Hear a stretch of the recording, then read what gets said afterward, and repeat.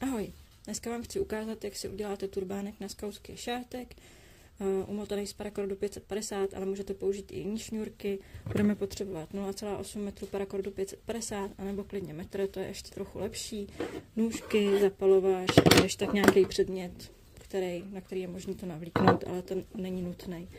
Tak, jdu na to uzlování. A teď jdem na ten samotný uzlík, jo? Takže mám kratší konec a delší konec. Začnu kratším koncem. A udělám si jednu smyčku a druhou smyčku. A mám takovýhle brejličky. Hop. Vidíte? Tak, teď si tady ten delší konec dám pod a problíknu ho dovnitř. Takhle přes. Tady takhle pod. Hop. Držím si to, aby se mi to nevyvlíklo. A tady zase takhle přes. A tady zase takhle pod. Tak. Tohle je další fáze. A teďka zase tady ten dlouhej vemu a dotočím tu poslední. Takže jdu doprostřed, tady přes. A tím druhým pod. Tak, další fáze. Vidíte, kde je to přes a kde pod? Nejdůležitější, tady si to když tak stopněte. Tak, tohle je ten samotný uzlík. Teďka si ho můžu navlíknout buď takhle na dva prsty, anebo na nějaký předmět. Třeba na tyčku od smetáku, nebo něco takového, co najdete doma. Palička na maso, z druhé strany je taky vhodná. Já mám takovýhle klacík, co si na to vyrobili naši skauti přímo na táboře. Utáhnu si to na tom předmětu, ale ne moc, jenom tak trochu. Hezky smyčku po smyčce, aby se mi ten uzlík nějakým způsobem nezdeformoval. Tak a teď mám vlastně ten uzlík hotovej, tohle je turbánkový uzel, první patro.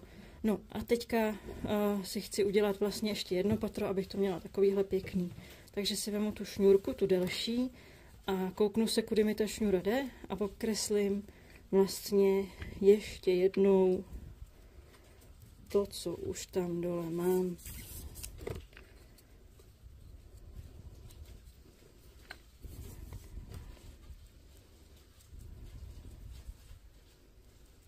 Kdybyste chtěli, tak tohle se dá hodně usnadnit tím, že si koupíte nástroj, který se jmenuje jehla na parakord. Ale ten nástroj není nutný a pokud budete dělat jeden nebo dva uzlíky, tak ho určitě nepotřebujete. Teda jeden nebo dva turbánky, ale pokud jich budete dělat třeba 30 nebo 50 pro celý oddíl, tak si ji kupte, protože vám to ušetří spoustu času a práce. Takže proto jsem si to nechala trochu povolený, aby se mi to tady dobře protahovalo. Jak vidíte, zvládám to i bez té jehly.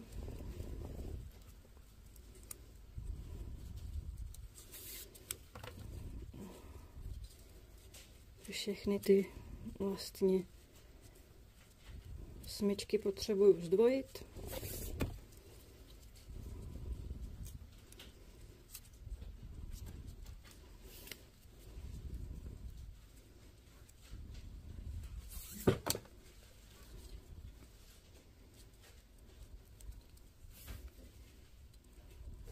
Tohle vypadá, že je poslední. Tak.